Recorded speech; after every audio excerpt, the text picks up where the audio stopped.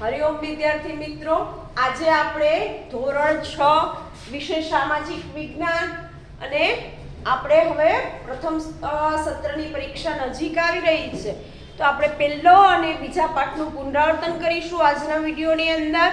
તો એ પહેલા પરીક્ષાની તૈયારી તમારે કઈ રીતે કરવી એના વિશે થોડું કહી દઉં, બરાબર? કે પરીક્ષાની અંદર તમે લખવાની ખાસ તો તમારી પદ્ધતિ એ બહુ હવે આપણે પહેલા ધોરણમાં નથી ભણતા એ વસ્તુ ખાસ યાદ રાખજો, બરાબર? મુદ્દાસર પ્રશ્ન હોય, ટૂંક નોંધ હોય તો બધા જ પોઈન્ટ આવી જાય એ રીતે આપણે લખવાનું રહેશે, બરાબર? તમે બે લીટીનો જવાબ લખીને મૂકી દો છો એ રીતે લખવાનું નથી. ઘણા વિડીયોની અંદર મેં શીખવાડેલું પણ છે કે ભાઈ કઈ રીતે મુદ્દાસર જવાબ લખવું, છતાં ફરીને તમને યાદ અપાઈ દઉં છું કે મુદ્દાસર પ્રશ્ન પોઈન્ટ વાઇઝ તમે એક એક પોઈન્ટ બનાવીને જવાબ લખજો. પછી આપણે એસએસ ની અંદર ઐતિહાસિક કારણો આવે છે, બરાબર? ઐતિહાસિક કારણો આવે છે, એ કારણો પણ આપણે પાકા કરવાના હોય છે, એનો અલગથી પ્રશ્ન હોય છે, બરાબર? આપણી પેપર સ્ટાઇલ મુજબ આપણે તૈયારી કરવાની. આપણે ઓરિજિનલ પેપર સ્ટાઇલ 12 થી પેપર આવવાના છે, તો આપણે ખબર નથી ભાઈ એ કઈ રીતનું પેપર હશે, પણ આપણે બધા જ પ્રશ્ન તૈયાર કરવાનું. મોટા પ્રશ્ન તમે તૈયાર કરશો એટલે ઓટોમેટિક તમને નાના પ્રશ્ન આવડી જશે. ને એકવાર આપણે પાઠ્યપુસ્તકનો પાઠ વાંચી લેવાનો, બરાબર? મેં તમને આગળ પણ નોંધ કરાવી દીધી પ્રથમ સત્રના કેટલા પાઠ છે ને દ્વિતીય સત્રના કેટલા પાઠ છે, બરાબર? એ બધાને ખબર છે ને? કે કોઈ એવું છે કે જેને નથી ખબર? હે, એવું છે કોઈ ક્લાસની અંદર કે નથી ખબર? ઓકે. પ્રથમ સત્રની અંદર ઇતિહાસના 4 પાઠ, પહેલો, બીજો અને ત્રીજો અને ચોથો. પછી ભૂગોળની અંદર આવશે 9, 10 અને 11, બરાબર? 9, 10 અને 11 3 પાઠ. ટીક કરી લો, પાઠ્યપુસ્તકની અંદર ટીક કરી લો 9, 10 અને 11. અને છેલ્લે 14 અને 15, બરાબર? આટલું તમારે પ્રથમ સત્રની પરીક્ષા માટે વાંચવા માટે તૈયારી કરવી પડશે, બરાબર? ખ્યાલ આવી ગયો બધાને? ખાસ કરીને મેં તમને કીધું કોઈ મુદ્દાસર પ્રશ્ન તમે તૈયાર કરશો તો સરળતાથી બીજા પ્રશ્નના જવાબ પણ ઓટોમેટિક આવડી જશે. એના માટે આપણે કોઈ અલગથી મહેનત નહીં કરવી પડે. એક શબ્દના પ્રશ્ન હોય કે ખાલી જગ્યા હોય તો એના માટે આપણે વાંચવું ના પડે. તમે એકવાર પાઠ્યપુસ્તકનો પાઠ વાંચી લો અને પછી તમે મોટા પ્રશ્ન વાંચી લો, બરાબર? મુદ્દાસર પ્રશ્ન છે, ટૂંક નોંધ છે, પાઠમાં આવતું એટલું તમે વાંચી લેશો એટલે તમે આસાનીથી પેપર લખી શકશો, બરાબર? કોઈએ પેપરની અંદર પ્રશ્ન લખી, ઘણા વર્કશીટમાં શું કરે, નથી આવડતું ને એટલે પ્રશ્ન લખી, આ પ્રશ્ન નંબર દાખલા તરીકે હોય તો 1 નંબર અહીંયા પ્રશ્ન લખ્યું છે,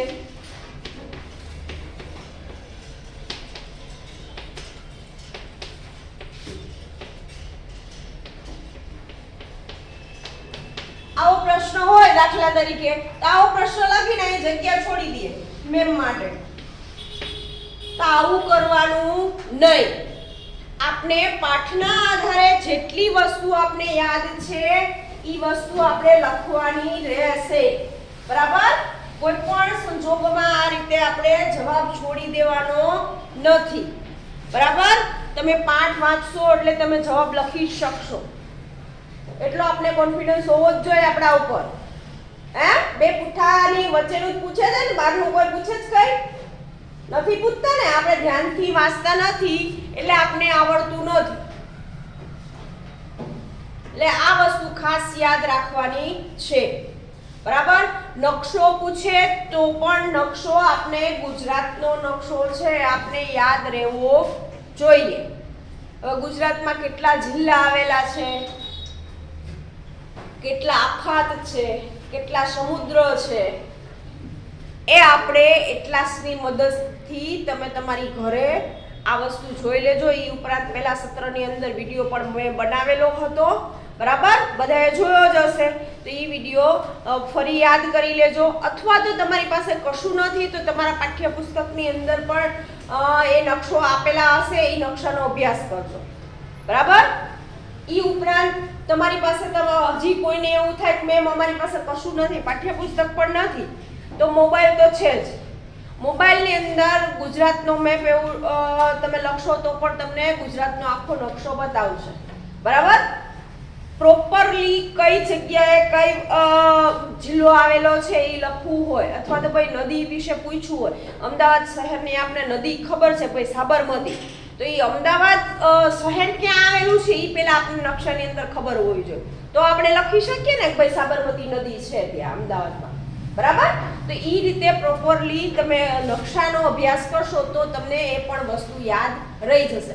આ તમારા માટે નવું છે આ વર્ષે, બરાબર. નકશો કદાચ પૂછાય તો, બરાબર, ના પૂછાય તો આપણે તૈયાર તો કરવાનો જ છે, બરાબર ને. કદાચ પૂછાઈ જાય તો હે આપણો વિષય છે અને આપણા વિષયમાં નકશા આવે છે તો આપણે એ રીતે તૈયાર કરી દેવા. ખ્યાલ આવ્યો? ગૂગલ ઉપર તમે સર્ચ કરશો તો પણ તમને ગુજરાત ભારતના અલગ અલગ નકશાઓ તમને જોવા મળશે. અને ઘરે એકવાર તમારે એ જોઈ લેવાનું. જોઈ લઈએ તો પણ યાદ રહી જાય ને આપણે નકશો. તમારા ઘરનો નકશો તમને યાદ છે?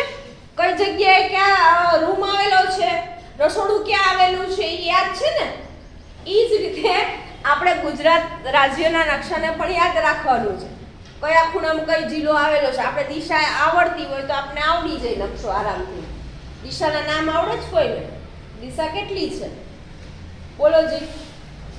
ઉત્તર, પશ્ચિમ, દક્ષિણ, પૂર્વ. ઉત્તર, દક્ષિણ, પૂર્વ અને પશ્ચિમ 4 દિશા છે. ચારે દિશા તમને આવડતી હશે તો ભાઈ નકશો પણ આસાનીથી આપણે શીખી શકીએ છીએ, બરાબર. દિશા યાદ રાખીએ એટલે ઉત્તરના જિલ્લા યાદ રહી જાય.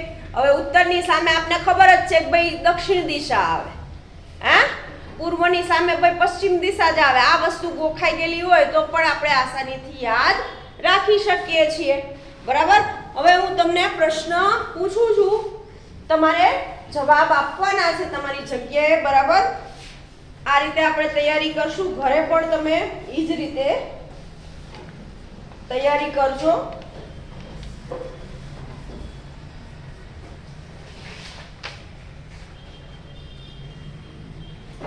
કયો વિષય આપણને ભૂતકાળ વિશેની માહિતી આપે છે? ગણિત, રાજનીતિશાસ્ત્ર, ઇતિહાસ કે ભૂગોળ?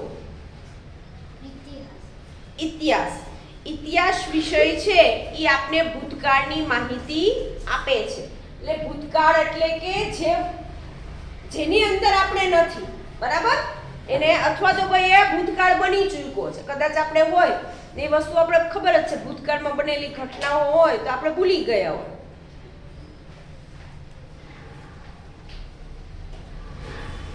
આગળ, ભૂતકાળમાં બનેલી ઘટનાઓની માહિતી મેળવવામાં નીચેનામાંથી કોનો ઉપયોગ થતો નથી? હસ્તપ્રતો, તાડપત્રો, ભોજપત્રો કે તામ્રપત્રો? શું આવશે? તામ્રપત્રો, બરાબર. તામ્રપત્રો છે ઈ ભૂતકાળની બનેલી ઘટનાઓની માહિતી મેળવવા માટે એમ કહેવાય ભાઈ ઉપયોગી નથી. તામ્રપત્ર એટલે કે તમારા મમ્મીના રસોડામાં હશે તામ્રપત્ર, બરાબર. દાળની ના વઘારની અંદર આ પાંદડાનો ઉપયોગ થાય છે. જેમ લીમડાના પાનનો ઉપયોગ થાય છે ને એવા જ આ પાન હોય છે જેને તામ્રપત્ર કહેવાય, બરાબર. એટલે એના ઉપરથી આપણે કોઈ એવી વસ્તુ જાણી શકીએ નહીં, એટલે અહીંયા ખાસ ધ્યાન રાખજો. આગળ, હિમાલયમાં થતા કયા વૃક્ષોની પાતળી આંતરછાલ ઉપર હસ્તપ્રતો લખવામાં આવતા? ચીડ, ભુજ, દેવદાર કે કેળ? ભુજ. બરાબર, જવાબ શું આવશે? ભુજ નામની જે વનસ્પતિ હતી એની છાલ ઉપરથી એમ કહેવાય કે એ સમયે હસ્તપ્રતો લખવામાં આવતી હતી. આગળ, પ્રાચીન સમયમાં લખાયેલી હસ્તપ્રતો કઈ જગ્યાએ સચવાયેલી છે? સરકારી દફતરમાં, સચિવાલયમાં, મંદિરો અથવા મઠોમાં કે સરકારી તિજોરીમાં?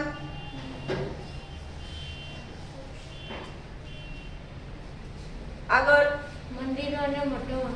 મંદિરો અને મઠોમાં. બરાબર, એની અંદર એમ કહેવાય કે પ્રાચીન સમયના હસ્તપ્રતો છે. હસ્તપ્રતો એટલે કે ભાઈ આ ભુજ નામના વૃક્ષની છાલની અંદર જે લખાણ લખાયેલું છે એવા ઘણા બધા એમ કહેવાય કે આપણે અવશેષો મળેલા છે. એ બધા અવશેષો મંદિરો અથવા તો મઠોની અંદર ભાઈ સચવાયેલા છે. બરાબર, આગળ, શિલાઓ અને પથ્થરો પર કોતરાયેલા કે લખાયેલા લેખને શું કહેવામાં આવે છે? અભિલેખો, ભોજપત્રો, તાડપત્રો કે દસ્તાવેજો? અભિલેખો, ભોજપત્ર, તાડપત્ર કે દસ્તાવેજ? અભિલેખ. અભિલેખ. શું કહેવામાં આવે છે? અભિલેખ. પથ્થર અને શિલા આવે એટલે આપણે એની સાથેનો શબ્દ યાદ રાખીશું કે અભિલેખો લખાયા છે. બરાબર, કયા શાસકના શિલાલેખો ખૂબ જ જાણીતા છે? અકબરના, સિદ્ધરાજ જયસિંહના, મિહિર ભોજના કે અશોકના? અશોકના. પ્રાચીન સમયમાં કોણ પોતાના આદેશો શિલાઓ પર કોતરાવી પ્રજા સાથે સંવાદ કરતા હતા? શિકારીઓ, રાજાઓ, માછીમારો કે પશુપાલકો? રાજાઓ. રાજાઓ. જવાબ શું આવશે? રાજાઓ. રાજાઓ એ હતા ભાઈ પ્રજા સુધી પહોંચી નહોતા શકતા. બરાબર, તો એ શું કરતા હતા ભાઈ? આવા લેખો લખી અને પ્રજા સુધી પોતાના વિચારો ભાઈ મોકલતા હતા. આગળ, તાંબાના પતરા ઉપર કોતરીને લખવામાં આવતા લખાણને શું કહે છે? ભોજપત્ર, તાડપત્ર, ખતપત્ર કે તામ્રપત્ર? આગળ, તાંબાના પતરા ઉપર લખાયેલા લેખને શું કહેવાય? તામ્રપત્ર. ખ્યાલ આવ્યો? યાદ રાખજે.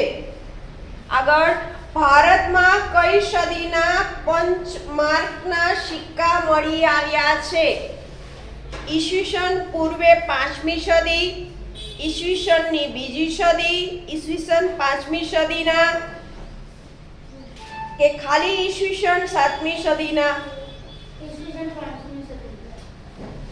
ખાલી ઈસવીસન 5મી સદી કે પૂર્વ 5મી સદી? પૂર્વ 5મી સદી. ખાસ આવું ધ્યાન રાખજો. ઓપ્શન વાળા પ્રશ્નમાં થોડુંક માઇનોર ડિફરન્ટ હોય અને આપણે ઉતાવળમાં ગમે ત્યાં ટીક કરી દેવાનું નહીં. પ્રોપરલી વાંચવાના ભાઈ કયો જવાબ આવે છે. બરાબર, ઈ જ જવાબ લખવાનો. આગળ, ઐતિહાસિક સ્ત્રોતનું અધ્યયન કરનાર કયા નામથી ઓળખાય છે? ભૂસ્તરશાસ્ત્રી, ખગોળશાસ્ત્રી, આંકડાશાસ્ત્રી કે પુરાતત્વશાસ્ત્રી?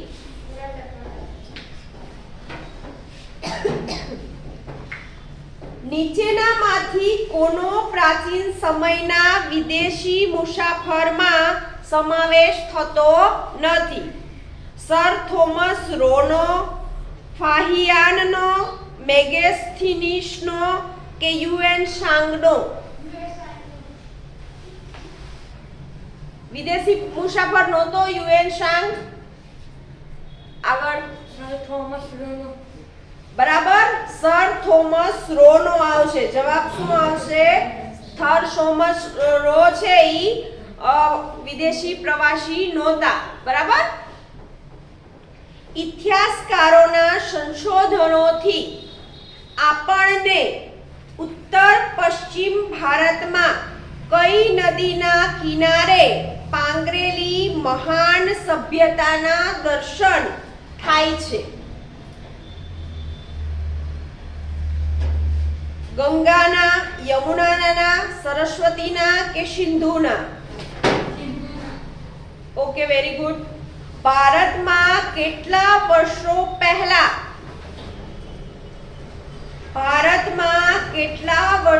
પહેલા અનેક શહેરો અસ્તિત્વમાં આવ્યા હતા?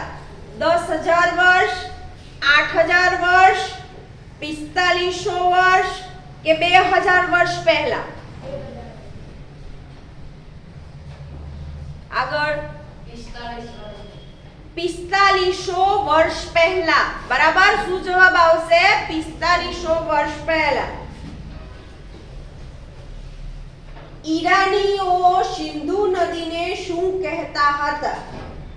ગંગેર, ઇન્ડસ, વિન્ડોસ કે ઇન્ડિયા? ઇન્ડસ. બરાબર. આગળ કયા વેદમાંથી આપણને ભારત નામ મળે છે? ઋગ્વેદમાંથી, સામવેદમાંથી, અર્થવેદમાંથી કે યજુર્વેદમાંથી?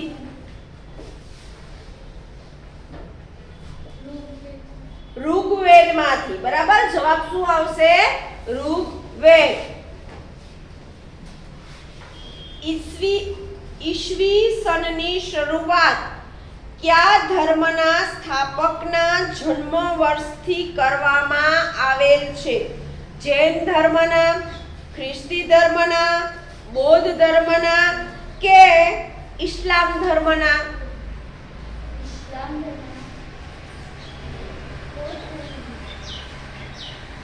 ખ્રિસ્તી ધર્મના.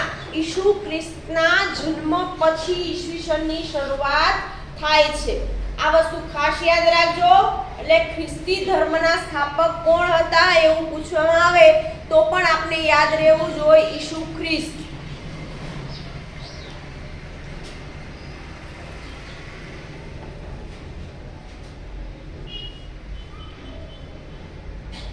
ઈસવીસન 2020 એટલે ઈસુ ખ્રિસ્તના જન્મ પછીના કેટલા વર્ષ? 20 વર્ષ, 220 વર્ષ, 2020 વર્ષ કે 2000 વર્ષ? 2000 વર્ષ. આગળ 2020. 2020 વર્ષ. બરાબર. કયા ધર્મના સ્થાપકના જન્મ વર્ષને દુનિયામાં સમય સાથે જોડવામાં આવ્યું છે? ગૌતમ બુદ્ધ, ઈસુ ખ્રિસ્ત, મહાવીર સ્વામી, હઝરત મોહમ્મદ પૈગંબર? ઈસુ ખ્રિસ્ત. ઘણીવાર સાલવારીને એડીને બદલે કઈ રીતે લખવામાં આવે છે? સી, બીસી, બીસીઈ કે ઈસવીસન પૂર્વે? એડી ને કઈ રીતે લખવામાં આવે છે? બીજી કઈ રીત છે? સીઈ. બરાબર. એડી લખેલું હોય આ રીતે, એડી લખેલું હોય તો એને બીજું સીઈ ઈ રીતે લખવામાં આવે છે.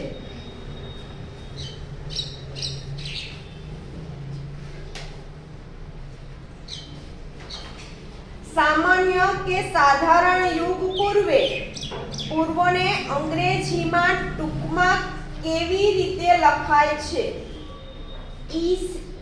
સીઈ, એડી, બીસીઈ કે બીપી? એડી. એને લખાય છે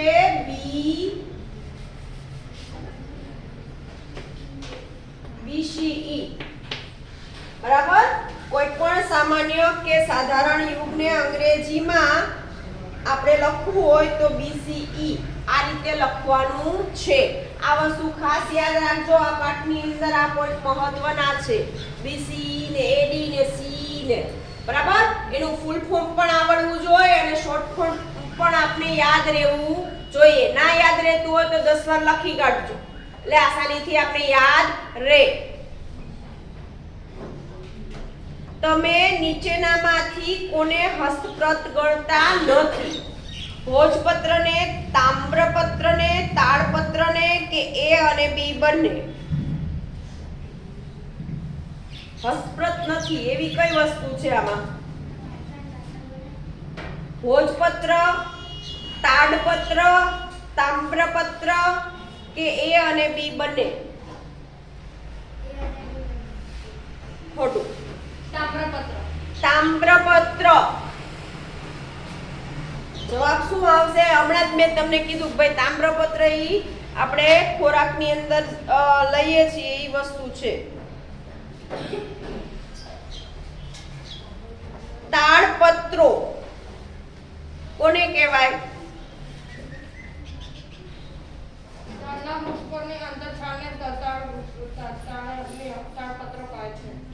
તાડપત્ર એટલે તાડ વૃક્ષના પર્ણ પર લખાયેલી હસ્તપ્રતો, બરાબર, એને તાડપત્ર કહેવાય છે.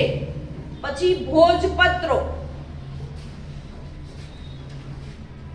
ખબર છે કોઈને ભોજપત્રો કોને કહેવાય? હિમાલય તથા ભુજ નામના વૃક્ષો પરની પર્ણોની આંતર છાલ પર લખાયેલી પ્રતો.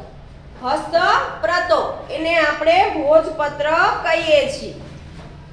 અભિલેખો છેલ્લે.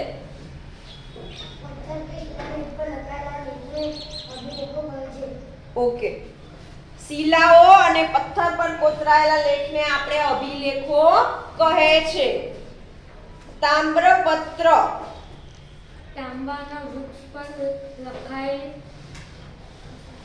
તાંબાના પત્રા પર લખાયેલા લખાણને તામ્રપત્ર કહે છે. તામ્ર નામની કોઈ વનસ્પતિ છે નહીં. તામ્ર એટલે કે ભાઈ તાંબુ. જેમ તમે અલગ અલગ ધાતુ જોઈએ છે ને, લોખંડ છે, સ્ટીલ છે, બરાબર, ઈ રીતના હજી ઘણાના ઘરમાં હશે, બરાબર. તાંબાના વાસણ તમે જોયા છે ને, એ ભાઈ એનો એ સમયની અંદર એમ કહેવાય કે મોટા કાગળ જેમ તમારા નોટના હોય એવા મોટા પેજ જેવું બનાવી દેવામાં આવતું અને એની અંદર લખાણ લખવામાં આવતું. એ લખાણને તામ્રપત્ર કહેવાતું, બરાબર. તાંબાની ધાતુનું એ બનેલું હોય. ખ્યાલ આવી ગયો? જેમાં આપણે વાસણ હોય છે એ જ રીતે એ વસ્તુ બનાવવામાં આવતી.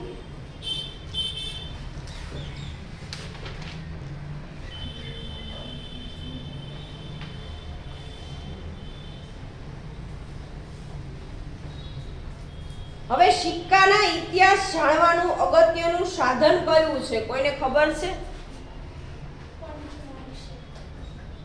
હા, પણ એના વિશે અગત્યનું સાધન કયું છે? કોણ કહેશે?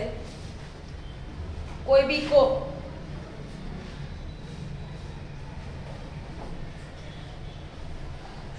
બોલો. ઈ તો અલગ અલગ આપણે ધાતુઓ જોઈ. સોના, ચાંદી, બરાબર. તમે સોનાના સિક્કા જોયા હશે, ચાંદીના સિક્કા જોયા હશે, બરાબર. અલગ અલગ આપણે ધાતુઓ જોવા મળે છે. ઈ ધાતુના સિક્કાઓ બનતા હતા. પણ પહેલાના સમયની અંદર તમે જુઓ કે સોના ચાંદીના સિક્કા હતા. ઈ ઉપરાંત બીજી ઘણી બધી એવી ધાતુઓ આવતી, ખાસ કરીને તાંબાના અથવા તો કોઈ પિત્તળના સિક્કા પણ બનતા હતા, બરાબર. એ નાના નાના આપણે તમે પાઉલી 25 પૈસા એ તો હવે જોવા જ નહીં મળે, બરાબર. હું તમારી જેવડી હતી એ સમયે આ વસ્તુનું ચલણ હતું. અત્યારે તમારા ઘરમાં ભાગ્યે જ જોવા મળતું હશે. અથવા તો કોઈ પ્રસંગમાં લગ્ન પ્રસંગ કરતા હોય ત્યારે એ 25 પૈસા કે 50 પૈસા તમને જોવા મળે. અથવા તો કોઈના ઘરમાં સાચવેલા હશે તો ભાઈ એ વસ્તુ આપણે જોશું. તો એની આગળ પણ એવા ઘણા બધા સિક્કાઓ હતા કે અલગ અલગ એક પાલું એ રીતે બોલાતું હતું, બરાબર. પંચ્યું, દસ્યું, આવું તમે સાંભળેલું હશે. એ એલ્યુમિનિયમ ધાતુની અંદરથી બનાવવામાં આવતું. એ એમ કહેવાય હોય કે અત્યારે આપણે એમ કહીએ કે ભાઈ ચલણમાં નથી, પણ એ સમયની અંદર હતા. અત્યારે આપણે જોઈએ છીએ 20 રૂપિયાનો સિક્કો પણ જોવા મળે છે, 10 રૂપિયાની નોટ પણ જોવા મળે અને સિક્કો પણ જોવા મળે. હા, તો પહેલાના સમયની અંદર રાજા મહારાજાઓ પોતાના ફોટા સાથેના અથવા તો ભાઈ કોઈ એવા પ્રતીક સાથેના સિક્કાઓનો ઇતિહાસ આપણે જોવા મળે છે, જેના ઉપર રાજાના નામ હોય, ધર્મ હોય, સંસ્કૃતિ હોય જેવી માહિતી આપણે સિક્કા ઉપરથી જાણવા મળે છે. સિક્કાના આધારે જે તે રાજ્યની સામાજિક, ધાર્મિક, આર્થિક અને રાજકીય માહિતી આપણે મેળવી શકીએ છીએ. બરાબર. ગ્રીક, મૌર્ય અને ગુપ્ત યુગના સમયથી ઘણી બધી માહિતી મેળવવામાં સિક્કાઓ ઉપયોગી બન્યા છે. બરાબર. આ 3 સમયની અંદર આપણે ગ્રીક, મૌર્ય કાળ અને ગુપ્ત યુગ વિશેની માહિતી આપણે મળી હોય તો ભાઈ એ સિક્કાઓ ઉપરથી મળી છે. બરાબર. એ સમયના સિક્કાઓ અત્યારે પણ મોજૂદ છે. બરાબર. એ મ્યુઝિયમની અંદર રાખેલા હોય છે. બરાબર. મેં તમને કીધું કે ઘણા એવા મંદિરો પણ છે અને ઘણા એવા મ્યુઝિયમો પણ છે કે જેની અંદર આવી ઐતિહાસિક વસ્તુઓનો સંગ્રહ કરી અને પ્રદર્શન સ્વરૂપે રાખેલું હોય છે.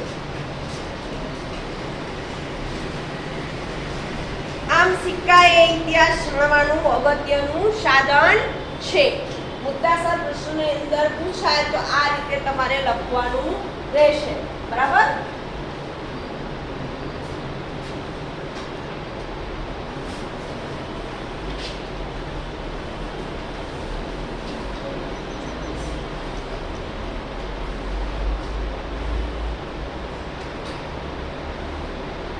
પછી પૂછવામાં આવે કે તામ્રપત્રો એટલે ગુજરાતમાં તે કયા કયા સ્થળોએ સચવાયેલા જોવા મળે છે?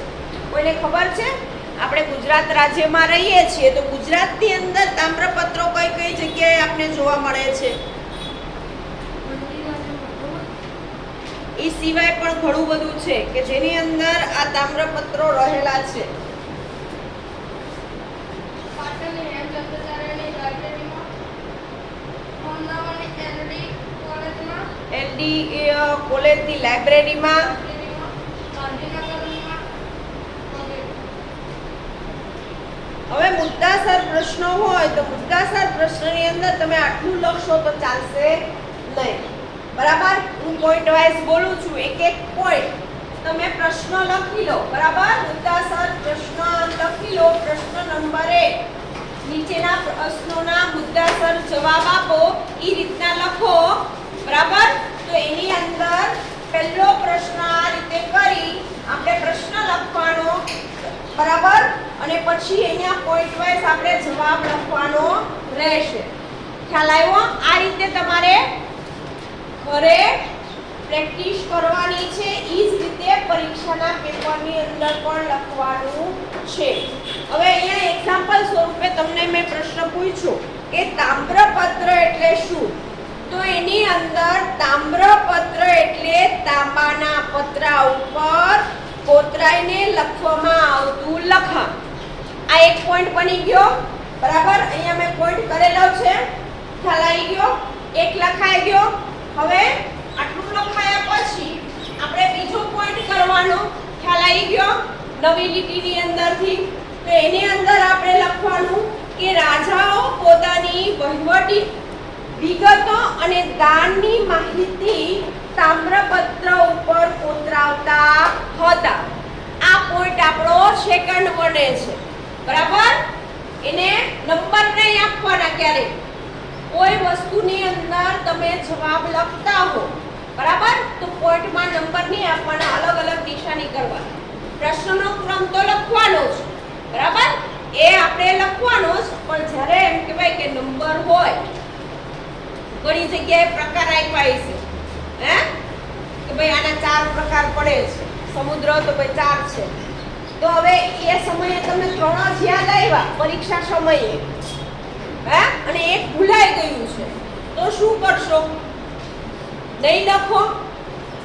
હે, એના માટેની ટ્રીક પણ છે.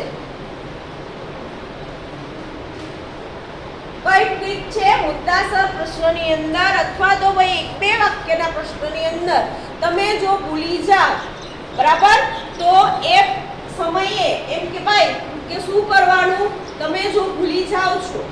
ભાઈ તમને 3 જ પોઈન્ટ યાદ છે, બરાબર? તો ચોથું ભૂલાઈ ગયું છે, તો છેલ્લે વગેરે શબ્દ ઉમેરી દેવાનું, બરાબર? તમને એવું પૂછ્યું હોય કે તમને ગમતા જિલ્લાના નામ બોલો, હે એવું પૂછ્યું હોય તો હવે જિલ્લામાં ઘણાને કાંઈ એવું પૂછ્યું કે ભાઈ અમદાવાદ જિલ્લાના તાલુકા બોલો. હવે અમદાવાદ જિલ્લામાં તો ઘણા બધા તાલુકા આવ્યા, આપણે બધાના નામ નથી આવડતા, હે તો આપણે દસકોઈ તાલુકામાં લઈએ છીએ, પછી પેલું દસકોઈ લઈશું, પછી બીજું ધોળકા આવ્યું, હે ધોળકા તાલુકો, ત્રીજો મહેસાણા, હે પછી ચોથો ઈ રીતે આપણે લખીએ. ચલો આપણે આવડ્યા છે, પછી છેલ્લે વગેરે શબ્દ લખી દેશું તો આપણો પ્રશ્નનો જવાબ પૂરો થઈ જશે. ખ્યાલ આવ્યો? જ્યારે પણ આવું બને ત્યારે આ શબ્દ ઉમેરી દેવાનો, એટલે આપણો એક પણ માર્ક કપાય નહીં. ખ્યાલ આવી ગયો? પ્રશ્નના જવાબ લખતી વખતે આ પણ વસ્તુ ખાસ યાદ રાખવાની રહેશે, બરાબર? ઈ પછી હવે આપણે આગળ જોઈએ